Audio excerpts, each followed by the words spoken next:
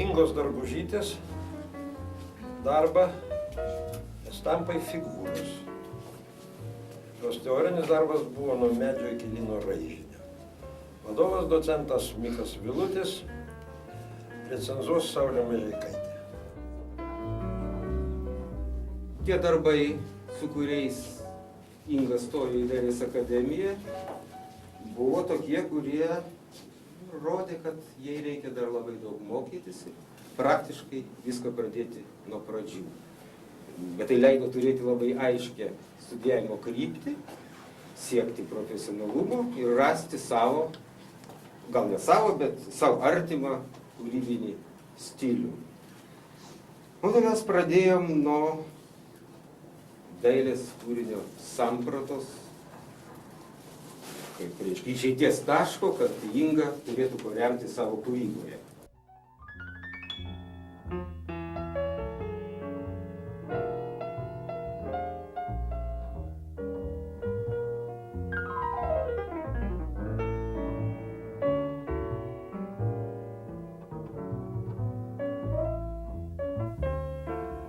Toks mokymas meno yra iš esmės yra kažkoks truputį nelogiškas. Meno tai, čiagi menas tai yra, reiškia, žmogus turi būti gimęs menininku. Jeigu jisai negimė menininku, tai tu jo menininku ir nepadarysi niekaip. Tai čia meno neišmokysi. Ir iš tikrųjų yra labai, kaip tai, nekonkretus tas mokymas. Kaip Inga atvažiavo, jinai buvo visiškai, jos darbai buvo taip mokyklinio lygio, ne akademinio. Tai buvo daug erdvės, dar reikia kažkur tai augti ir vystytis. Ir tada labai sunku žinoti, kokią kryptim jai reikia vystytis, kad atitiktų jos prigimtį. Čia šitą sunku, čia labai galima didelę klaidą padaryti. Pakenkti jam galima daug daugiau, negu kad padėti. Jeigu jis stumsi kitą kryptim, negu jo prigimtis diktuoja, jį sugadinsi. Tai reikia kažkaip subtiliai suvokti, pajausti, kokia ta kryptis jam yra pati optimaliausia. Ir ta kryptim jį reiškia bandyti stumti.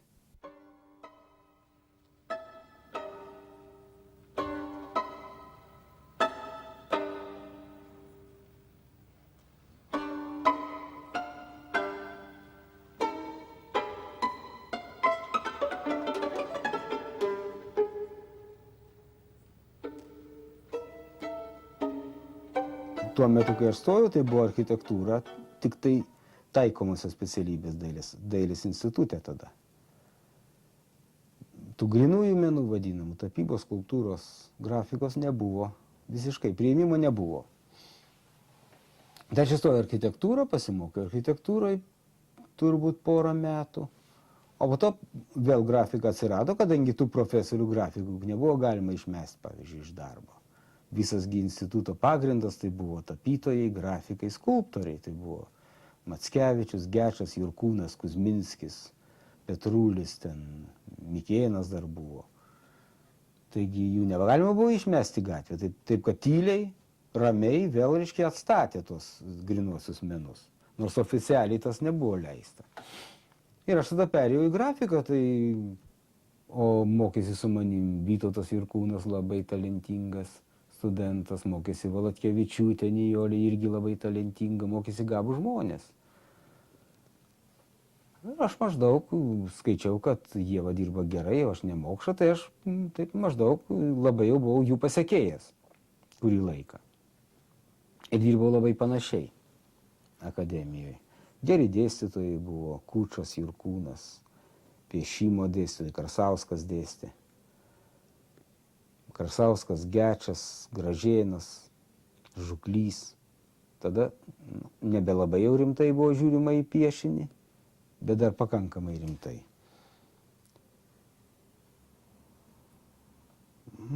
Ir taip. O kada gyvenam Žvėryne, tai mano teta Aldona Liobytė jau labai skatindavo mūsų kūrybinę veiklą. Tai mes ten leisdavom tokį sienlaikraštį, paišydavom ten visokias, maždaug karikatūras, kokius tai juokingus įvykius nupiešdavom, kas vyko tam gyvenime.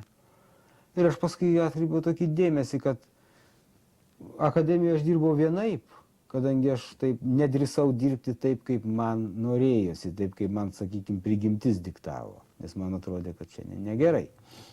O kai pabaigiau akademiją, aš pradėjau dirbti jau visai kitaip. Ir kai pasižiūrėjau tos piešinius, kuriuos aš dariau dar vaikystėje, ir tos, kuriuos dariau po akademijos, jie turi labai daug bendro. Tai aš skaitau, kad aš taip grįžau prie savęs, tik tai žinoma kitoj kokybėje.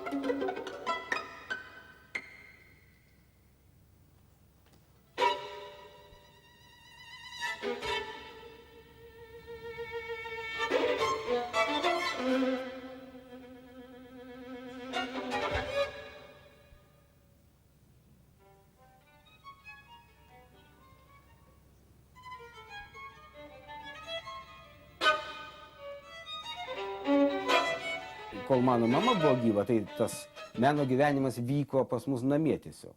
Tai ta aplinka buvo labai jau tokia dėkinga. Bet kai motina mirė, tėvas buvo teatro dekoratorius, jisai dirbo akademiniam dramos teatre, namie jisai praktiškai nedirbdavo. Taip kad aš to pačio meno darimo proceso aš nedalyvavau jame.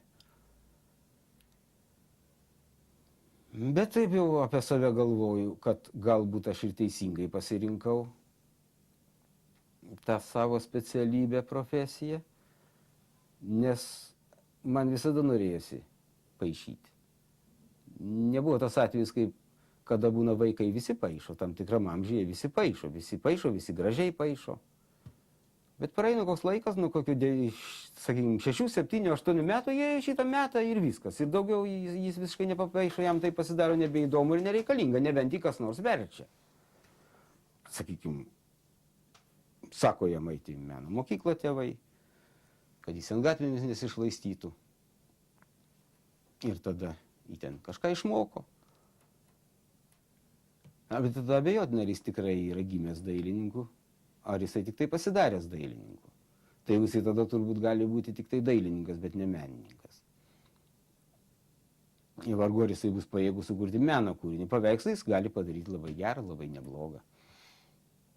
Kažkam papuošti, pagyvinti ant aplinką. Ar tai dar nebūtinai meno kūrinys. O aš taip apie save galvoju, kad reiškia, aš vis tik tai paišiau visai, kad man nebūdavo nuobodu, man būdavo gėda. Nes skaičiau, kad tai yra labai nevyriškas užsiėmimas paišyti. Nu, paauglį tai nebuvo kažkoks toks nerimtas. Buvo daug rimtesnių, vyriškesnių užsiėmimų, negu ten pieštukų ar teptukų braukimas per popierį. Tai aš net taip per daug to nesigirdavau ir net taip, vos neslapčia tą darydavau, bet darydavau. Ir reiškia, tas noras piešti buvo pas mane, o jeigu tas noras buvo, tai reiškia, aš jau taip noriu galvoti, kad galbūt kažkokių duomenų tam turiu.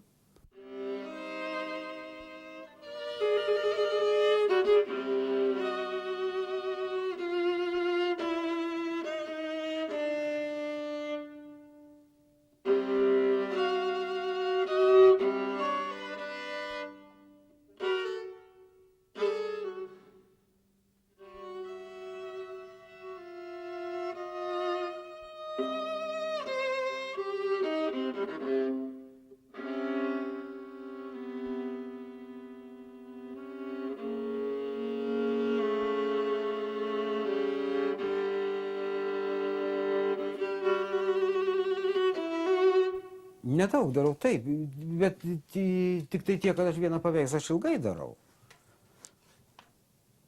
Mat, kaip yra su to vaizdu, apie kurį aš kalbėjau, kuris ateina. Jis neteina, kada tu to užsimanai. Čia kažko reikia išlaukti, kažkiek atidepresuoti, kažkas tai dirbti tą kryptim kažkaip tai. Aš žinau, pas mane yra ta baimė kartojimuose. Nes būna taip, kad aš padarau kažkokiam tai... Aš nesakau, ten mano kūryba, reiškia, labai ten šuoliais kokiais, nuo vieno kraštutinumo į kitą, ten to nėra žinoma, kažkas, kas yra bendro nemažai, bet padarai kažką tai va tokiu būdu, vieną paveikslą. Kaip pradžia, dar pilnas blynas, dar jisai nelabai vykęs. Antrą padarai jau geresnį. Trečią jau šitam meno darymo būdė jau padarai, reiškia, labai gerai. Nu, šitose ribose. Ketvirtą jau darai, jau pasidaro kartojimas to paties, variantas. Ir jau man tada nebeįdomu. Jau aš tada nebepatiriu šitų visų ekstazių. O kodėl to meno ir norisi daryti? Nors žinant to, kad po to įdėsi į stalčiuką ir kad labai abejotinai ir kam nors kada nors bus reikalingas.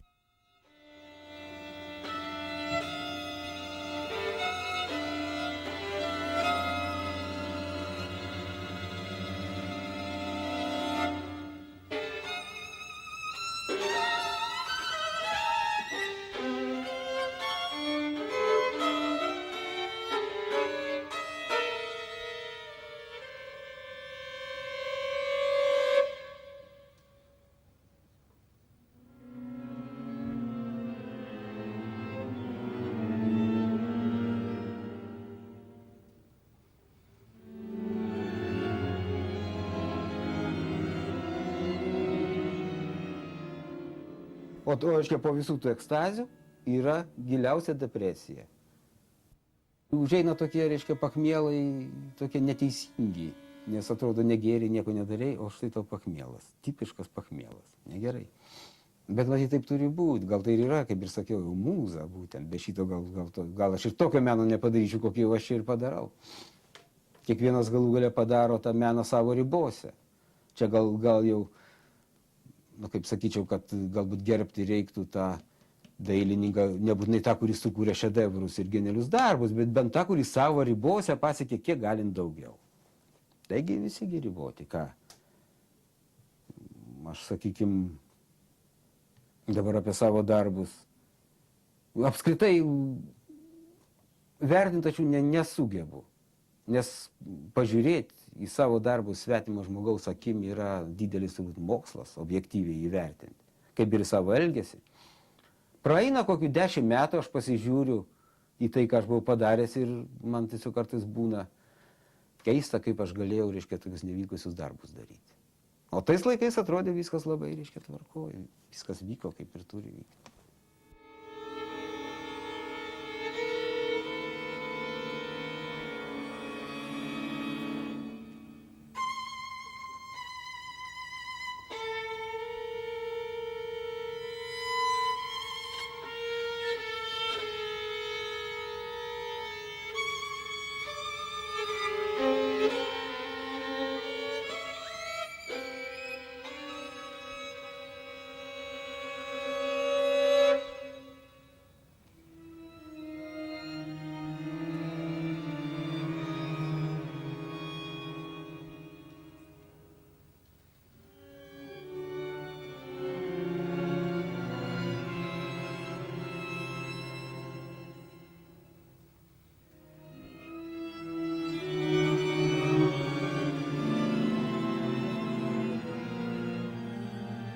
Išoriniam gyvenimui aš jokių priekaištų neturiu, absoliučiai. Dar negi kartais taip nesimaivydamas pasakysiu, dar aš kartais pagalvoju, kad aš vertas dar tokio išorinio gyvenimo, kokį, reiškia, aš turiu. Be kažkokių ypatingų pastangų. Nu, kas viduj kas vyksta, tai čia yra visi kiti dalykai, jau nuo to išorinio gyvenimo nepriklauso, čia gali būti, sakykime, labai patogiai gyventi, labai turtingai gyventi ir būti labai nelaimingas, tai čia, žinot, tie dalykai nesutampa. Jeigu tik tai, na, turi visko, pagrindinius dalykus, kurie tau reikalingi, pirmo būtinumo. Tos dalykus turi, lovą ten, šilumą, pavalgyti. Tai man tikrai nieko daugiau nereikia. Man yra labai gerai. Man užtenka. Man nereikia ten mašinų, nereikia sodybų. Nenoriu apsikrauti savo gyvenimo tokiais dalykais. O vaikai ką sako? Na, vaikai nieko nesako. Jie kažkaip tai garsiai nieko nesako, bet aš pats savo sakau tyliai, kad vis tik tai aš pareigos jiem neatlieku, aš jiem neaprūpinu patogaus gyvenimo. Tai būtų lyg ir mano pareiga, juk jeigu jau aš juos pagimdžiau, nors jie to manęs neprašė, tai prašau dabar ir suteik jiem patogų gyvenimą, jeigu jau paleidai į gyvenimą. Bet aš šito nesugebu. Ir man ten svajoti, jiems būtus pastatyti ar ką, tai čia, nu, nebent atsitiktinai kažkas tai įvyktų tokio, nežinau. O šiaip tai jau turbūt nepavyks to padaryti. Nu, ką darysi, taip jau yra.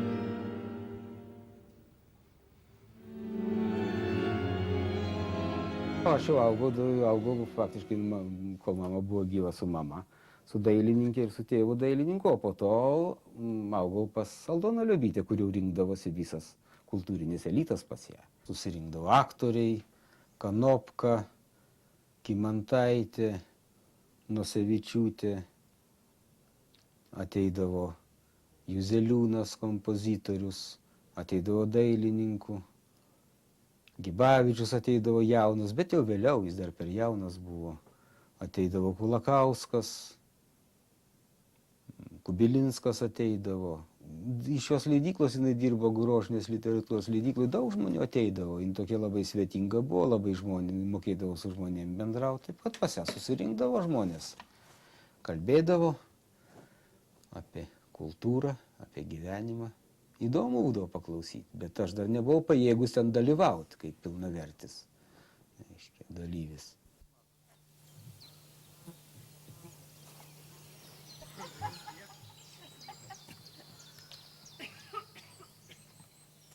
Maryte, ar norėtum kavos su mumis išgerti?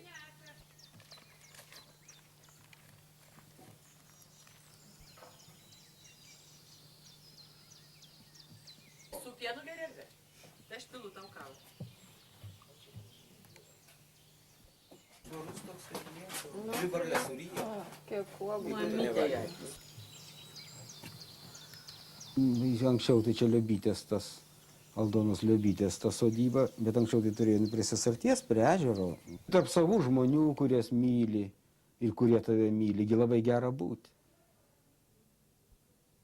Tas irgi labai svarbu.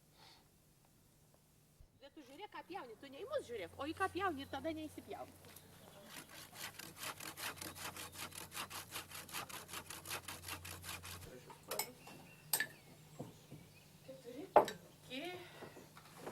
Dabar vieną išplausti.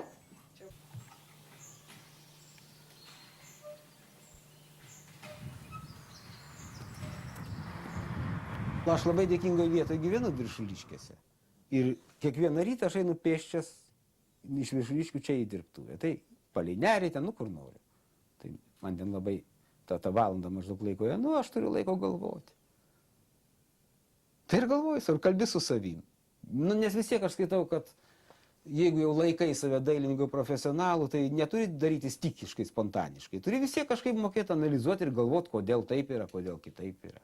Kodėl tu skaitai, kad šitaip darai, o kodėl, reiškia, kitas skaito, kad reikia kitaip daryti. O galų gale, jeigu tai yra dailininkas, jeigu yra menininkas žmogus, jisai net taip jau gali daryti, ką jisai nori. Nes jis gali daryti tik tai, ką diktuoja jam prigimtis. Remdamasis tuo bagažu, kurį jisai turi savo vidui, kaip jau sakiau. Tai, ką jisai matė, tai, ką jisai žino, tai, ką jisai moka, intelektas jo, ten taip toliau, taip toliau. O iš viso šito jisai gali padaryti tai, ką jam diktuoja prigimtis. Kokį darbą jis padarys, jau diktuoja, jau reiškia, priklauso nuo jo gabumo.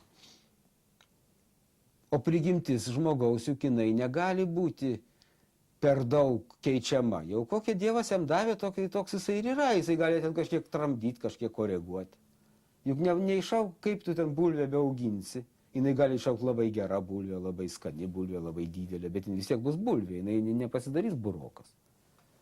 Taip, kad jis negali daryti kažko tai kito, negu jisai daro. Jisai dailininkas, ne menininkas, gali. Jis gali taip daryti, aha, dabar, reiškia, madingas yra abstrakcionizmas, prašau, aš, reiškia, darysiu abstrakcionizmą. Apsvarstymo mada praėjo, aha, tai aš tada dabar darysiu instaliacijas. Nu, jis šitą tai gali daryti, bet jau dailininkas menininkas šitą tiesiog negali daryti, nes čia ne nuo jo noro priklauso, ką jisai daro. Ne visiškai nuo jo noro priklauso.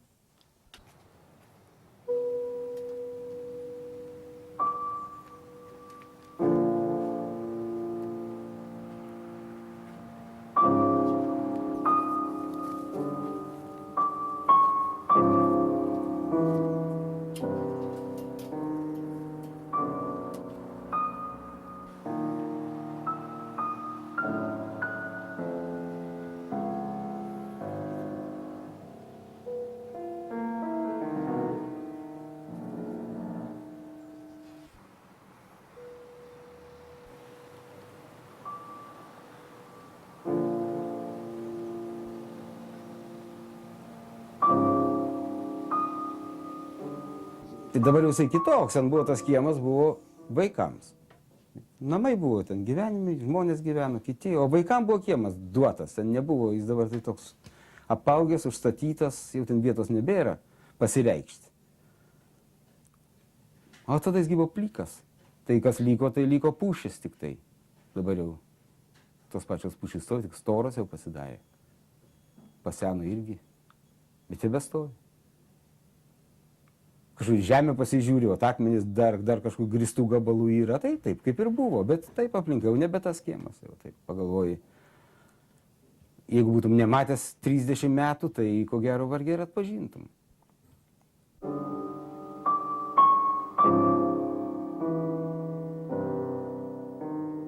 Šitas kiemas irgi man jisai pasikeitė į tokią man asmeniškai liūdną pusę.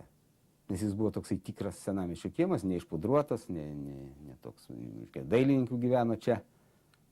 Dirbtuvės turėjo, rodos, 13 dirbtuvių dailininkų. Dailininkų kiemelis buvo, nuo senų laikų. Dailės fondas čia kažkas tai buvo, o po to dailininkų dirbtuvės. Tai jis ir buvo toksai. Jisai buvo toks, koks jisai buvo prieš 100 metų.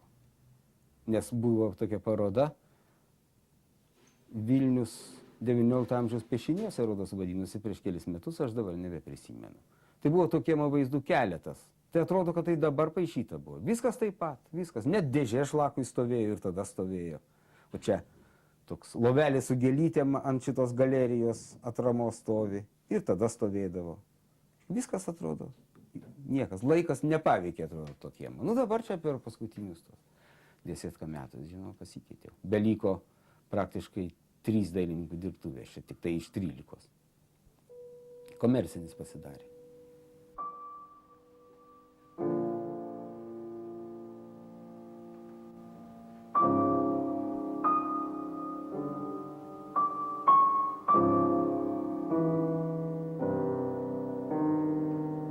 Aš ir studentų visada klausiu.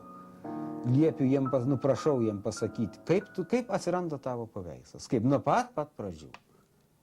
Nu, taip nėra taip paprasta atsakyti, jeigu apie tai nesigalvojęs. Nes yra tokių būdų, kad jisai paima tuščią lapą ir jisai tą paveikslą tarsi augina.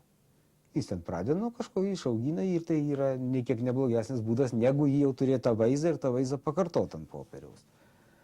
Įvairiai būna. Tai jau kaip klausai, kaip aš pradedu.